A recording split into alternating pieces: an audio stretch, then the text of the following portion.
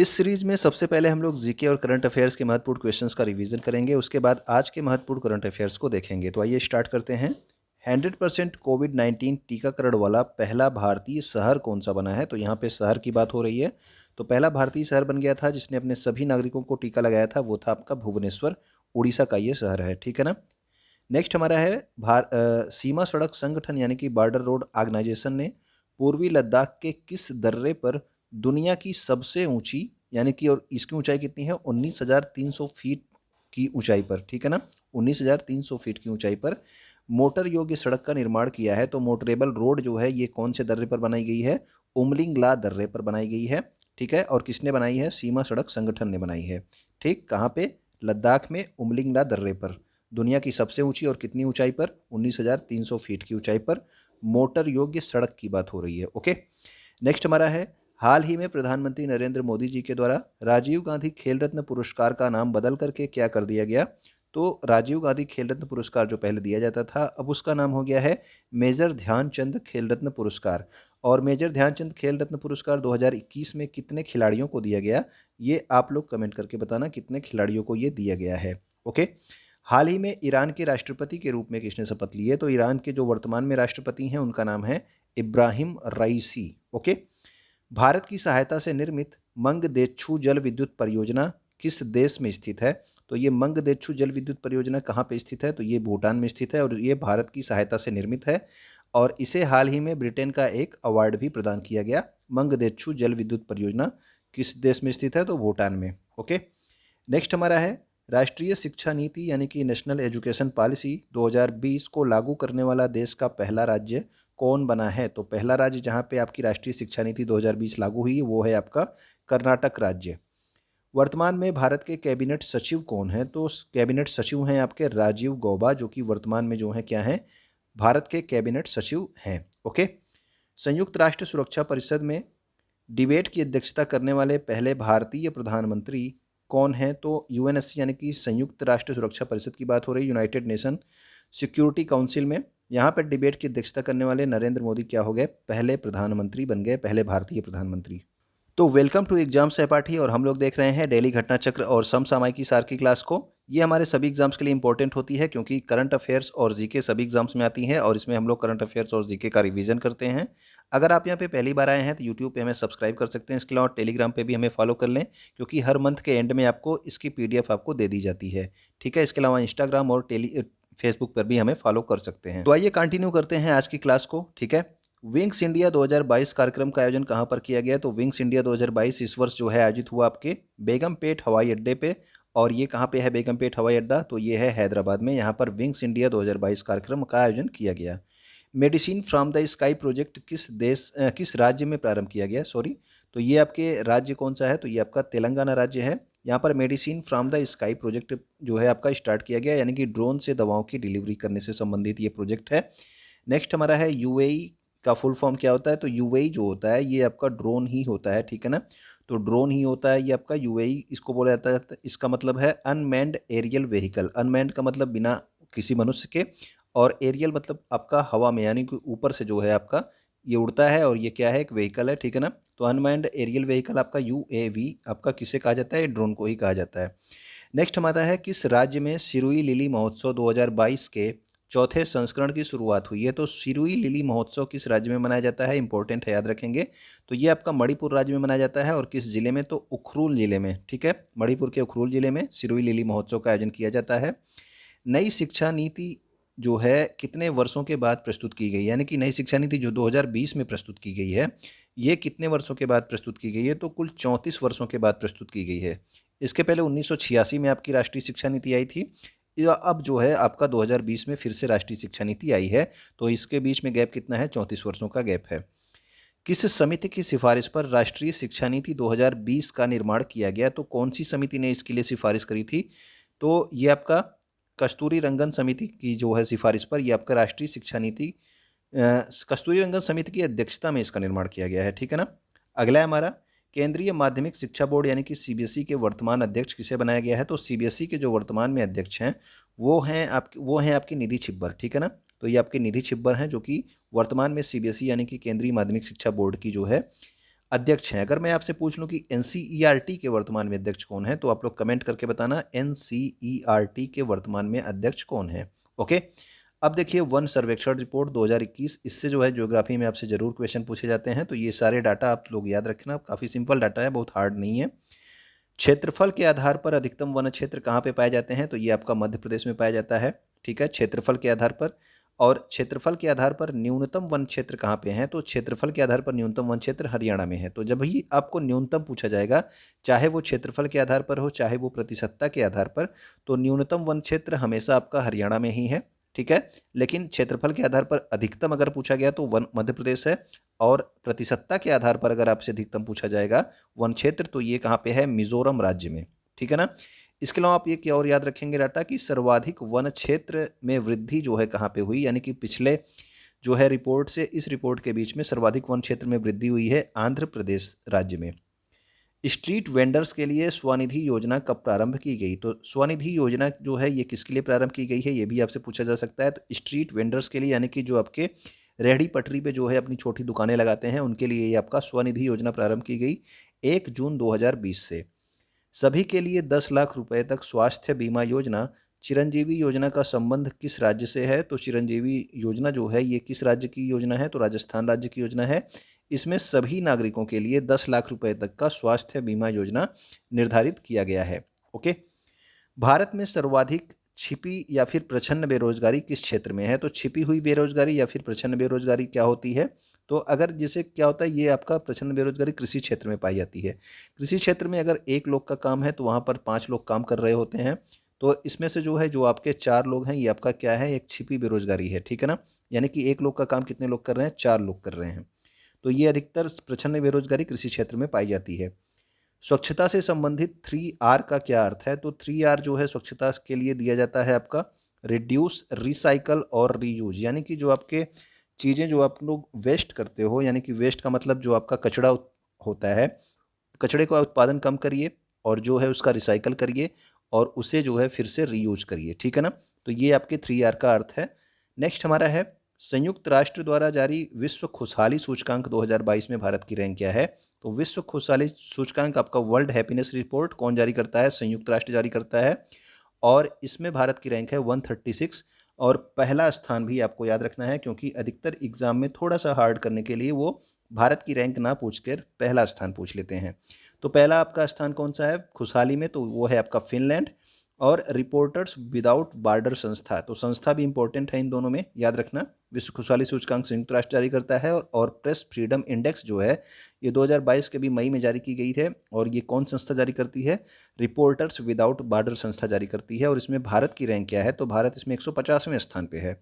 और पहले स्थान पे कौन है, तो पहले स्थान पे आपका नॉर्वे देश है। ओके, नेक्स्ट हमारा है time person of the year 2021 किसे घोषित किया गया, तो 2021 के लिए time person of the year हैं कौन, एलॉन मस्क।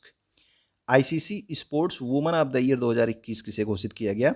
आईसीसी किससे संबंधित होता है, तो ये आपका क्रिकेट से संबंधित है आईसीसी, और इस पे sports woman of the year 2021 चुना गया है स्मृति मंदाना, जो कि भारत की महिला खिलाड़ी हैं, क्रिकेट खिलाड़ी हैं। ठीक है ना। World games athlete of the year 2021 किसे चुना गया, तो वर्ल्ड गेम्स के लिए एथलीट ऑफ द ईयर चुना गया है PR श्रीजेश को, जो कि भारत के एक गोलकीपर हैं हॉकी के। ओके, इंटरनेशनल क्रिकेट काउंसिल के वर्तमान में अध्यक्ष कौन है, अगर आपसे पूछ लिया जाए तो आईसीसी के जो वर्तमान में अध्यक्ष हैं इनका नाम है ग्रेग बर्कले। और आईसीसी का अगर मुख्यालय पूछ लिया जाए ये कहाँ पे है, तो मुख्यालय है आपका दुबई में। दुबई कहाँ पे है, UAE में। ओके, नेक्स्ट हमारा है एशियाई क्रिकेट काउंसिल, यानी कि एशियन क्रिकेट काउंसिल के वर्तमान में अध्यक्ष कौन है, तो ये भी हाल ही के एग्जाम में पूछा भी गया था। तो याद रखना कि जय शाह का कार्यकाल 1 वर्ष के लिए बढ़ाया गया है एशियन क्रिकेट काउंसिल के अध्यक्ष के रूप में। और एशियन क्रिकेट काउंसिल का मुख्यालय कहाँ पे है, तो ये मुख्यालय है कोलंबो में।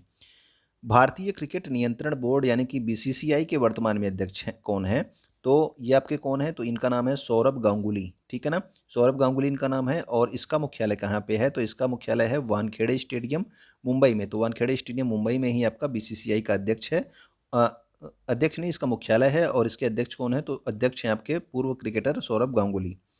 32वें टोक्यो ओलंपिक 2020, तो याद रखना जो भी हाल ही में टोक्यो ओलंपिक हुए थे वो 32वें क्रम के थे। इसका शुभंकर कौन है, तो शुभंकर इसका मिराई टोबा है। और पदक तालिका में भारत किस रैंक पे रहा था? तो ये भारत रहा था आपके 48वें रैंक पे, ठीक है ना, 48th रैंक पे आपका भारत रहा था। लेकिन अगर आपसे पूछ लिया जाए कि पैरालंपिक्स जो गेम हुए थे, पारा गेम्स में, उसमें भारत की रैंक क्या थी? तो उसमें भारत की रैंक थी 24। तो ठीक है ना, तो याद रखना 24 दूना 48 होता है, 24 इंटू 2। तो पैरा ओलंपिक्स में भारत की रैंक थी 24 और आपके टोक्यो ओलंपिक में भारत की रैंक कितनी है? 48। ओके। नेक्स्ट हमारा है 33वें ओलंपिक गेम्स 2024 में कहाँ पर आयोजित किए जाएंगे? तो अभी 2020 का हुआ टोक्यो ओलंपिक जापान में। अब 33वें ओलंपिक गेम्स जो है 2024 में जो होंगे वो आयोजित किए जाएंगे पेरिस में, ठीक है। साहित्य अकादमी पुरस्कार की स्थापना कब की गई थी? तो साहित्य अकादमी पुरस्कार की स्थापना हुई थी 1954 यानी कि 1954 में। और साहित्य अकादमी पुरस्कार कितनी भाषाओं में दिया जाता है? तो ये दिया जाता है कुल 24 भाषाओं में, जिसमें से संविधान की आपकी 22 भाषाएं हैं, उनमें तो दिया ही जाता है। इसके अलावा अंग्रेजी भाषा में और राजस्थानी भाषा में भी आपका ये साहित्य अकादमी पुरस्कार दिया जाता है, ठीक है ना। साहित्य अकादमी पुरस्कार 2021 के लिए अंग्रेजी भाषा में किसको दिया गया? तो ये दिया गया है नमिता गोखले को, थिंग्स टू लीव बिहाइंड के लिए, ठीक है। थिंग्स टू लीव बिहाइंड के लिए नमिता गोखले को अंग्रेजी भाषा का जो है आपका साहित्य अकादमी पुरस्कार प्रदान किया गया। और साहित्य अकादमी पुरस्कार हिंदी भाषा के लिए 2021 का किसे प्रदान किया गया? तो ये प्रदान किया गया है दया प्रकाश सिन्हा को। और इनकी नाटक कौन सी थी? सम्राट अशोक। तो सम्राट अशोक के लिए दया प्रकाश सिन्हा को साहित्य अकादमी पुरस्कार 2021 प्रदान किया गया। सरस्वती सम्मान और व्यास सम्मान ये किस संस्था के द्वारा दिए जाते हैं? तो सरस्वती सम्मान और व्यास सम्मान दिया जाता है के बिड़ला फाउंडेशन के द्वारा। ओके। और 31वां सरस्वती सम्मान 2021 के लिए किसे प्रदान किया गया? तो 31वां सरस्वती सम्मान अभी हाल ही में प्रदान किया गया है, 2021 के लिए प्रदान किया गया रामदरस मिश्र को। और इन्हें जो है किसके लिए प्रदान किया गया? तो इनकी कविता संग्रह है जिसका नाम है मैं तो यहाँ हूँ, ठीक है। तो मैं तो यहाँ हूँ के लिए रामदरस मिश्र को 31वां सरस्वती सम्मान प्रदान किया गया है। ओके। सरस्वती सम्मान और व्यास सम्मान के बिड़ला फाउंडेशन, अभी व्यास सम्मान नहीं दिया गया है। अगर आपको पता हो कि आपका पिछला जो है व्यास सम्मान किसे प्रदान किया गया था, तो वो आप कमेंट करके बताना कि 30वां व्यास सम्मान किसे दिया गया। ओके। राष्ट्रीय सुपर कंप्यूटिंग मिशन कब से प्रारंभ किया गया है? तो भारत में सुपर कंप्यूटर के निर्माण के लिए राष्ट्रीय सुपर कंप्यूटिंग मिशन प्रारंभ किया गया है। कब से? सन 2015 से जो है राष्ट्रीय सुपर कंप्यूटिंग मिशन प्रारंभ किया गया है। और भारत में जो सुपर कंप्यूटर होते हैं उनका निर्माण कौन सी संस्था करती है? तो भारत के जो सुपर कंप्यूटर होते हैं उनका निर्माण करती है सी डैक संस्था, जो कि कहाँ पे है? पुणे में, ठीक है। तो सी डैक कहाँ पे है? पुणे में। इंपॉर्टेंट है, याद रखना, ये जगह का नाम आपसे पूछा जाता है। भारत में सुपर कंप्यूटर के जनक कौन है? तो भारत में सुपर कंप्यूटर कौन है? तो वो हैं आपके विजय पी भटकर, जो कि भारत में क्या कहे जाते हैं? सुपर कंप्यूटर के जनक कहे जाते हैं। फुगाकू किस देश का सुपर कंप्यूटर है? तो ये सबसे तेज सुपर कंप्यूटर है आपका फुगाकू। और किस देश का है? तो ये है आपका जापान का। अभी हाल ही में जो है सीमोर्ग जो है नाम से सुपर कंप्यूटर किस देश ने जारी किया था? तो ये आपका ईरान देश का कंप्यूटर है। कौन सा? सीमोर्ग। अभी जो है ये 5-6 महीने पहले जो है ये आपका लॉन्च किया गया था, किसके द्वारा? ईरान के द्वारा, ठीक है ना। अंतर्राष्ट्रीय हॉकी संघ के वर्तमान में अध्यक्ष कौन है? अगर मैं आपसे पूछ लूं यहाँ पे कि ईरान की मुद्रा क्या है, ठीक है, मुद्रा क्या है, और ईरान के वर्तमान में राष्ट्रपति कौन है? कुछ देर पहले आपको बताया गया राष्ट्रपति के बारे में। तो ईरान के राष्ट्रपति और ईरान की मुद्रा भी आप लोग कमेंट करके बताएंगे, ठीक है ना। नेक्स्ट हमारा है अंतर्राष्ट्रीय हॉकी संघ के वर्तमान में अध्यक्ष कौन है? तो अंतर्राष्ट्रीय हॉकी संघ के वर्तमान में अध्यक्ष कौन है? तो ये हैं आपके नरेंद्र ध्रुव बत्रा। इसके साथ साथ जो है इंडियन ओलंपिक संघ के भी अध्यक्ष नरेंद्र ध्रुव बत्रा थे, लेकिन अब जो है इन्होंने इस्तीफा दे दिया है इंडियन ओलंपिक संघ से। ओके। लेकिन ये अभी तक जो है अंतर्राष्ट्रीय हॉकी संघ के अध्यक्ष हैं। ओके। अंतर्राष्ट्रीय ओलंपिक संघ के वर्तमान में अध्यक्ष कौन है? तो ओलंपिक संघ की बात की जाएगी तो ओलंपिक संघ के वर्तमान में अध्यक्ष हैं थॉमस बाक, ठीक। तो थॉमस बाक जो है ये अंतर्राष्ट्रीय ओलंपिक संघ के अध्यक्ष हैं। और अंतर्राष्ट्रीय ओलंपिक संघ का जो मुख्यालय होता है ये कहाँ पर स्थित है? तो ये स्थित है ल्यूसाने। और ल्यूसाने कहाँ पे है? तो ये है आपके स्विट्जरलैंड में। और अंतर्राष्ट्रीय ओलंपिक संघ की स्थापना कब हुई थी? 1896 है, यहाँ पे 94 लिखा है, ठीक है ना। नेक्स्ट हमारा है अंतर्राष्ट्रीय ओलंपिक दिवस कब मनाया जाता है? तो अंतर्राष्ट्रीय ओलंपिक दिवस मनाया जाता है आपका प्रत्येक वर्ष 23 जून को अंतर्राष्ट्रीय ओलंपिक दिवस मनाया जाता है। भारतीय वायुसेना की स्थापना कब हुई थी? तो भारतीय वायुसेना की स्थापना हुई थी 8 अक्टूबर 1932 को, ठीक है। और भारतीय वायुसेना का अगर आपसे पूछ लिया जाए कि आदर्श वाक्य क्या है, तो आदर्श वाक्य है नभः स्पृशम दीप्तम। और ये कहाँ से लिया गया? जो आपका नभः स्पृशम दीप्तम है ये लिया गया है भागवत गीता से, ठीक है। अफगानिस्तान में फंसे हुए भारतीयों को वापस लाने के लिए भारतीय वायुसेना द्वारा कौन सा ऑपरेशन चलाया गया? तो पिछले साल जो है अफगानिस्तान में जो आपका तालिबान का हमला हुआ था, उसके बाद वहाँ से भारतीयों को ऑपरेशन देवी शक्ति के द्वारा भारतीय वायुसेना ने निकाला था। और इस वर्ष जो है यूक्रेन में फंसे हुए भारतीयों को वापस लेने के लिए भारतीय वायुसेना ने कौन सा ऑपरेशन चलाया? तो इस वर्ष चलाया गया आपका ऑपरेशन गंगा। ओके, आगे देखते हैं हम लोग। फेरा जो है इसका फुल फॉर्म क्या होता है? तो फेरा का फुल फॉर्म क्या है, ये आपसे एग्जाम में पूछ लिया जाता है। फॉरेन एक्सचेंज रेगुलेशन एक्ट, ये आपका फेरा का फुल फॉर्म है। और ये अधिनियम कब आया था? तो ये आया था 1973 में, ठीक है। और इसी को, इसके बाद जो है ये आपका इसी को काउंटर करने के लिए इसके बाद जो है आया था आपका FEMA, foreign exchange management act. इसके बाद आया था, पहले रेगुलेशन एक्ट था आपका फेरा, आर से रेगुलेशन था, उसके बाद एम से क्या आ गया? Management act. और ये अधिनियम कब आया था? तो 1999 में। दोनों अधिनियम भी आप इंपॉर्टेंट रखेंगे, अर्थशास्त्र के क्वेश्चन में ये क्वेश्चन आपसे पूछ लिया जाता है, ठीक है। भाला फेंक दिवस प्रत्येक वर्ष कब मनाए जाने की घोषणा हुई है? तो 2021 में इसकी घोषणा की गई है। और प्रत्येक वर्ष 7 अगस्त को जो है भाला फेंक दिवस मनाया जाएगा नीरज चोपड़ा के सम्मान में। ओके, तो अब देखते हैं हम लोग 27 मई 2022 के महत्वपूर्ण करंट अफेयर्स को। भारत ड्रोन महोत्सव 2022 का आयोजन कहाँ पर किया गया? तो भारत ड्रोन महोत्सव 2022 का आयोजन जो है नई दिल्ली में इसका आयोजन किया जा रहा है, ठीक है।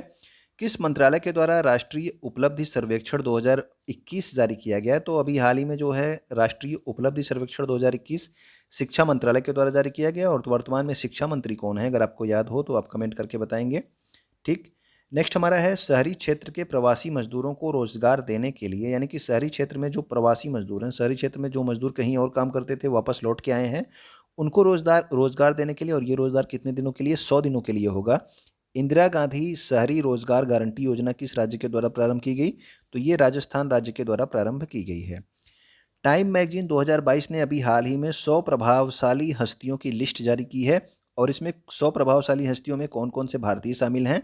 तो इनमें करुणानंदी शामिल हैं, जो कि एक वकील हैं। और गौतम अडानी जो हैं, क्या हैं? गौतम अडानी जो है आपके इंडस्ट्रियलिस्ट हैं। और खुर्रम परवेज जो हैं, ये कश्मीर के एक एक्टिविस्ट हैं, ठीक है ना। तो इन तीनों लोग को जो है भारत के 100 प्रभावशाली लोगों, मतलब कि 100 प्रभावशाली हस्तियों की लिस्ट में जो है भारत से इन 3 लोगों को शामिल किया गया है। नेक्स्ट हमारा है, किस राज्य में अंतर्राष्ट्रीय ओलंपिक समिति ने भारत का पहला ओलंपिक मूल्य शिक्षा कार्यक्रम शुरू किया है, यानी कि ओलंपिक वैल्यू एजुकेशन प्रोग्राम? तो ये प्रारंभ किया गया है ओडिशा राज्य में। ओडिशा राज्य और आपके कौन से एक संस्था है उसके द्वारा जो है इसको स्टार्ट किया गया है। संगीत अकादमी ने संगीत कलानिधि पुरस्कार 2022 से किसे सम्मानित किए जाने की घोषणा की है? तो याद रखना कि अभी हाल ही में संगीत अकादमी के द्वारा संगीत कलानिधि पुरस्कार 2022 के अलावा 2020 के लिए भी दिए गए, 2021 के लिए भी दिए गए, ठीक है। तो 2020 के लिए ये आर संतन गोपालन को दिया गया। 2021 के लिए यह जो है तिरुवरूर भक्त वत्सलम को दिया गया। और 2022 के लिए ये पुरस्कार, क्योंकि अभी हाल ही में ये तीनों पुरस्कार एक साथ दिए गए हैं, ठीक है। और 2022 के लिए पुरस्कार दिया गया लालगुड़ी जे.आर. कृष्णन और विजय लक्ष्मी को। तो 2022 वाला आप लोग याद रखेंगे, ठीक है ना। तो संगीत कलानिधि पुरस्कार 2022 के लिए लालगुड़ी जे.आर. कृष्णन और विजय लक्ष्मी को दिया गया। इसके अलावा 20, 21, 22 के लिए आपका संगीत कला आचार्य पुरस्कार भी दिया गया था। लेकिन आपको 2022 वाला यहाँ पे बताया जा रहा है, डॉक्टर R.S. जयलक्ष्मी को जो है संगीत कला आचार्य पुरस्कार 2022 से 22 जो है ये प्रदान किया गया। ओके, नेक्स्ट हमारा है, 25 मई 2022 को किस संस्थान में परम पोरुल सुपर कंप्यूटर का उद्घाटन किया गया? तो परम पोरुल सुपर कंप्यूटर का उद्घाटन कहाँ पे किया गया? तो ये किया गया NIT तिरुचिरापल्ली में, ठीक। तो परम पोरुल जो है याद रखना ये कहाँ पे हुआ? तो ये हुआ आपके NIT तिरुचिरापल्ली में। अगर मैं इसी से संबंधित क्वेश्चन आपसे पूछ लूँ कि परम गंगा, ठीक है, परम आपका गंगा और परम शक्ति और आपका परम प्रवेगा, ये तीनों जो है कहाँ पे स्थापित हुए हैं? ये अभी कल या परसों ही आपको बताया गया था। तो ये आप लोग कमेंट करके बताना कि परम गंगा कहाँ स्थापित किया गया, परम शक्ति कहाँ स्थापित किया गया और परम प्रवेगा को कहाँ पे स्थापित किया गया, ठीक है। परम पोरुल कहाँ पे स्थापित हुआ? तो ये हुआ NIT तिरुचिरापल्ली में। नेक्स्ट हमारा है, 25 मई 2022 को किसने भारतीय ओलंपिक संघ के अध्यक्ष पद से इस्तीफा दे दिया? तो अभी आपको बताया गया कि भारतीय ओलंपिक संघ के भी अध्यक्ष कौन थे? नरेंद्र ध्रुव बत्रा, और इन्होंने हाल ही में इस्तीफा दे दिया है। इसके अलावा ये अंतर्राष्ट्रीय हॉकी संघ के भी अध्यक्ष हैं, ठीक है। वर्तमान में ये अंतर्राष्ट्रीय हॉकी संघ के अध्यक्ष हैं नरेंद्र ध्रुव बत्रा, ठीक। और लेकिन ये भारतीय ओलंपिक संघ के अध्यक्ष भी थे, लेकिन अभी इन्होंने क्या दे दिया है? अपने पद से इस्तीफा दे दिया है। हाल ही में जारी विश्व वायु शक्ति सूचकांक 2022 में भारतीय वायुसेना ने चीन को पछाड़ते हुए कौन सा स्थान हासिल किया है? तो ये आपका कौन सा सूचकांक है? तो इस सूचकांक का नाम है विश्व वायु शक्ति सूचकांक 2022 और इसमें भारतीय वायुसेना अब चीन को पछाड़ते हुए किस नंबर पे आ गई? तीसरे नंबर पे। पहले नंबर पे आपका यूएसए है, दूसरे नंबर पे कौन है? वो आपका रूस है, तीसरे नंबर पे आपका भारत आ गया है वायुसेना वायु मतलब कि वायु शक्ति सूचकांक में, और चौथे नंबर पे कौन हो गया है? वो हो गया है आपका चीन। Okay. Listen to your heart the London adventure, ये पुस्तक किसके द्वारा लिखी गई है? तो listen to your heart the London adventure, ये आपके रस्किन बांड के द्वारा लिखी गई है। आपसे एग्जाम में रस्किन बांड की पुस्तकों को पूछ लिया जाता है, इसलिए आपको रस्किन बांड की पुस्तकें ध्यान रखना जरूरी है। ओके। तो ये हमारे आज के महत्वपूर्ण करंट अफेयर्स और जीके के रिवीजन थे। उम्मीद करता हूँ कि आपको अच्छे लगे होंगे। तो आप इस वीडियो को शेयर करेंगे, वीडियो को लाइक करेंगे। वीडियो को देखने के लिए आपका बहुत बहुत धन्यवाद। ओके।